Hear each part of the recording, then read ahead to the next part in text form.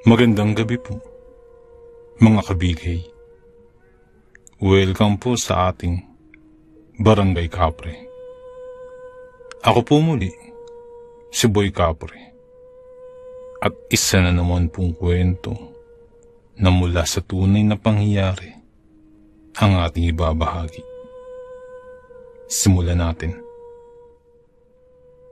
Taong 1990, nang makilala ko si Laline. Maganda ang babae, maalindog, at maganda ang hubog ng kanyang katawan. Unang kita ko pa lamang sa dalaga, ay nabighani na ako sa kanya. Yun bang tipong kapag nakita ko na, ikahirap na niyang iwaglit sa aking balintataw. Sa madaling salita, kay bilis kong naakit sa kanya. Maganda din at malamyos ang kanyang boses. Katunayan, kumakanta siya sa isang bar nung una ko siyang makilala. Nakakahiyamang aminin, isa akong barumbadong lalaki nun. Marami akong binugbog at niloko. Sa hirap ng buhay na kinalakan ko, natuto akong magnakaw mula pa sa murang edad. Nagkaisip ako sa kalye. Walang mga magulang na nakagisnan. At tanging ang lakas ng loob ko lang para makipaglaban sa buhay ang daladala ko hanggang sa maging isa na akong binata. Mas lalong naging masahol ang mga gawain ko at natuto akong pumatay. Nagkasala ako ng isang buhay nang mag-25 anyos na ako. Hindi ko naman sinadya ang kanyang maagang kamatayan. Naging saksi lang siya sa ginawa kong pagnanakaw. Dahilan para tangkain niyang tumawag ng pulis. Naging alerto ako at sinaksak siya dahil hindi naman niya ako pinakinggan nang makipag-usap ako sa kanya. Sinaksak ko siya sa liig, sabay bira ng takbo. Kung saan-saan ako nagsusuot hanggang sa makarating ako sa isang bar. Doon ay pakunwari akong pumasok bilang customer. Saktong may kumakanta sa gitna ng entabladong yun at naiilawan ng kulay pula. Naupo ako sa isa sa mga mesa at umorder ng inuming nakakalasing. Saka tinitigan ang babaeng nasa harapan. Nang magtama ang aming mga tingin, alam ko na agad na siya ang nakatadhana para sa akin. Gamit ang malaking halagang nanakaw ko, ibinayad ko yun para maiuwi si Laline. Dinala ko siya sa isang malayong probinsya at doon kami nagsimula ng panibagong buhay. Ayoko nang makitang nagtatrabaho pa siya sa putikang iyon. Nakabili ako ng maliit na lupang maaari kong sakahan na may kubo. Yun ang pinagtiyagaan namin ng babae. Naging masaya at mainit ang mga gabi namin. Sa madaling salita, naging masaya ang pagsasama namin. Magtatatlong taon na kaming nagsasama nang may mapansin akong mga kakaiba sa kanya. Madalas siyang hindi mapakali sa gabi. Hindi ko nun matiyak kung may problema ba siya o ano. Palagi kasi siyang balisa at nakatitig sa buwan. Sa loob ng 3 taong pagsasama namin, hindi ko man lamang naitanong sa kanya kung may mga magulang pa ba siya, mga kapatid, o kahit sinong kamag-anak. Umiling si Laline. Matagal na panahon na raw siyang naulila. Nakatira daw sila sa isang liblib na probinsya. Salat sa mga pangunahing pangangailangan, ngunit nakakaraos naman kahit papano. Ang kanyang mga magulang ay magsasaka din daw at nagtatanim ng gulay. Ang kanyang 2 kapatid ay nasa bahay at siyang nag-aasikaso ng mga labahin at paglilinis.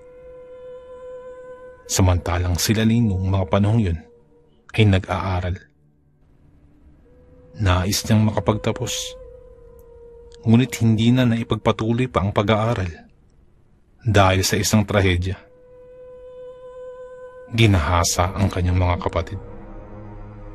Marami ang nagduda kung anak nga raw ba talaga sila ng kanilang mga magulang, dahil kung ikukumpara ang kanilang mga itsura, angat ang ganda nila sa kahit sinong pinakamayaman sa lugar nila nun.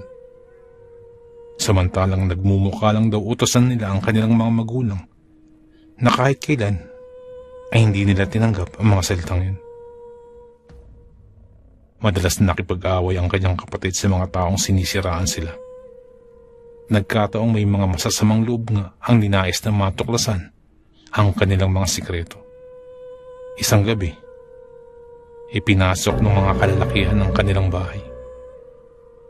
Pinatay ang kanyang mga magulang at ginahasa ang kanyang dalawang kapatid. Pagkatapos, ipinagsasaksak pa ang mga ito at sinunog ang kanilang bahay pagkatapos. Labis-labis ang hinagpis ni Lynn dahil sa nalaman. Wala siya sa kanilang bahay nang maganap ang matinding dilubyo.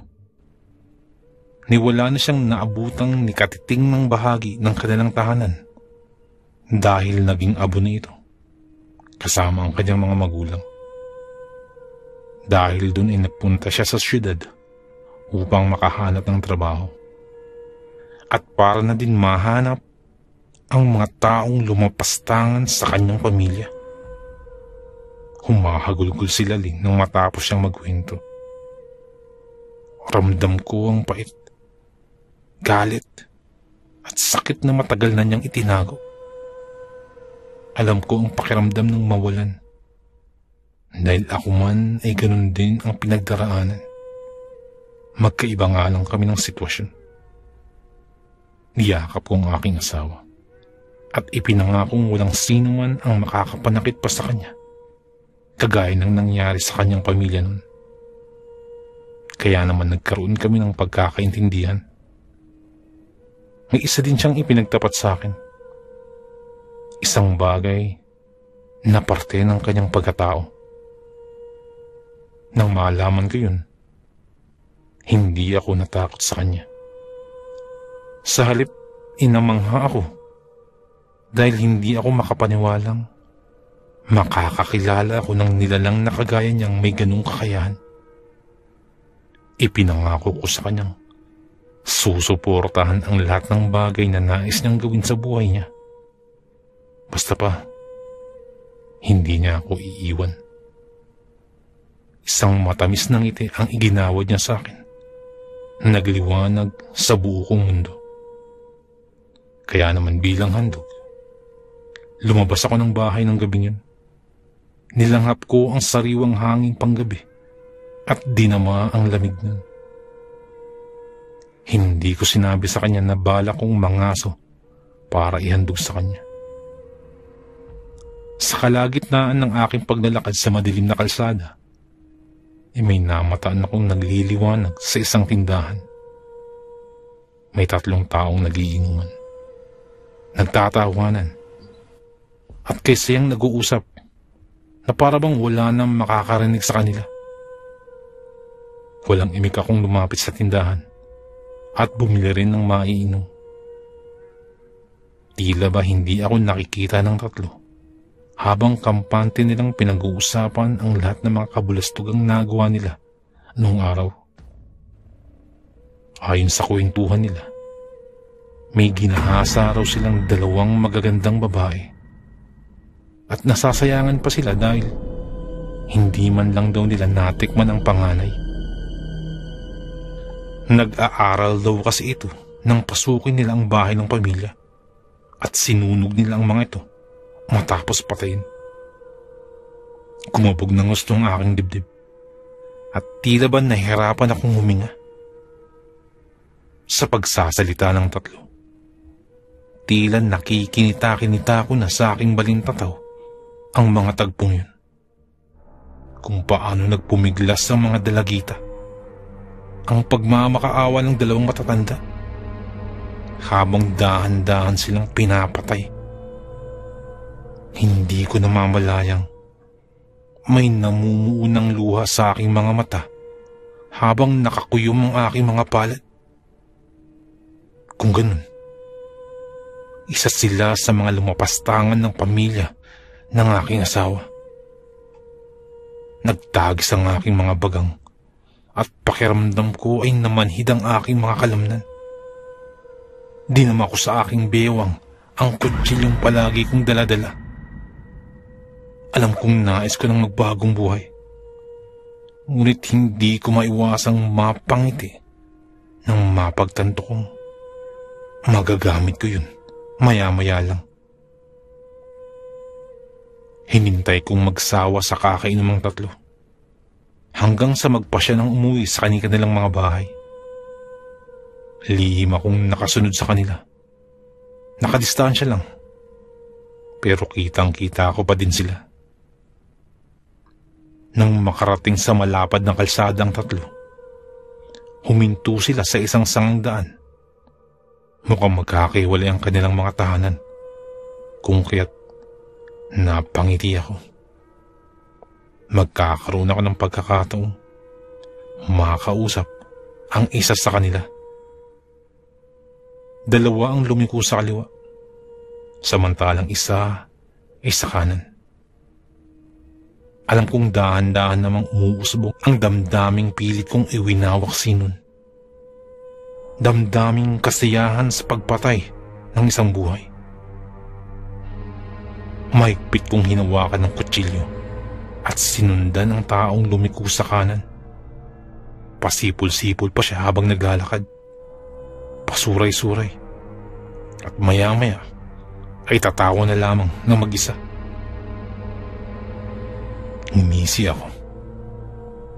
Mamaya ay tatawa na naman siya sa harap ni kamatayan. Ano man ang aking gawin, kahit pala umiwas ako, darating ang panahong gagawin ko pa din ang mga bagay na makapagpapasaya sa aking tunay. Nang mapatapat na siya sa medyo madilim na lugar, mas binilisan ko na ang aking paglalakad. Nakaangat na ang hawak kong kutsilyo. Nang maramdaman yata ng lalaki na may nakasunod sa kanya, ikibilis kong iwinasiwas sa kanyang mukha ang hawak kong kutsilyo, sabay laslas sa kanyang liig. Sumilit ang masaganang dugo at nawisikan ako nun. Hindi na nakapalagpay yung lalaki. Lalo na't kitang-kita ko ang pagkahiwa ng kanyang liig. Nagkikikisay ito habang nakatingin sa akin. Napuno ng sindak ang kanyang mga mata. Ngunit para saan ba? Hindi na niya kayang makipaglaban sa akin dahil mamamatay na siya. Ngumisi ako at malademonyong dinilaan ng kutsilyong may bahid ng kanyang dugo. Sinimulan ko siyang katayan at inalisan ko ng mga laman loob ang kanyang atay at puso.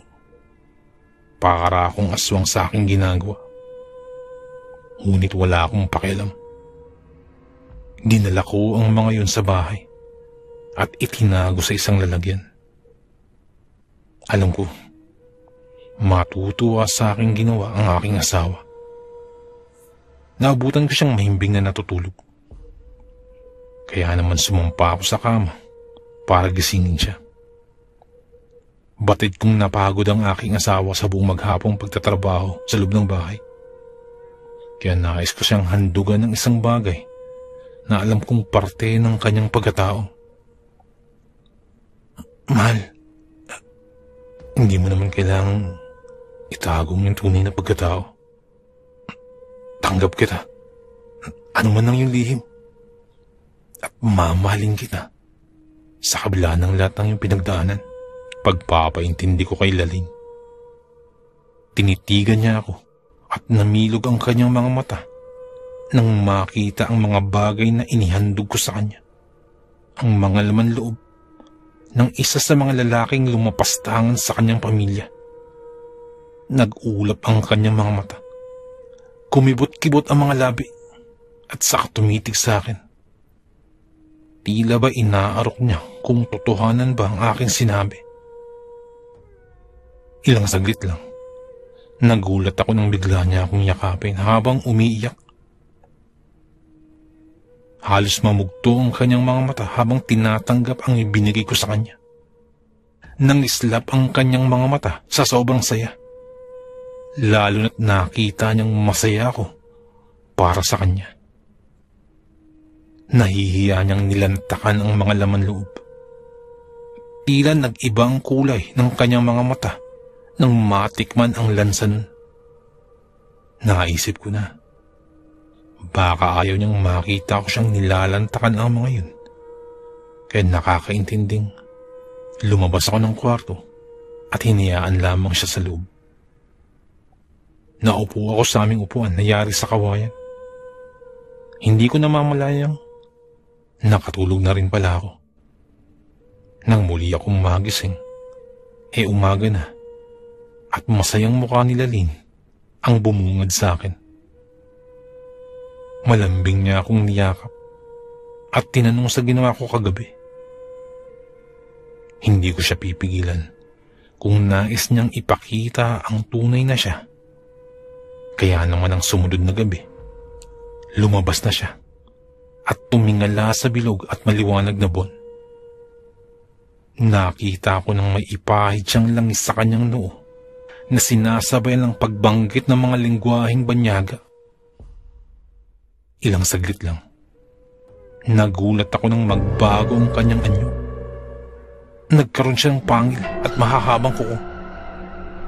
Naging mabalasik ang kanyang anyo at nanlilisik ang mapupulang mga mata.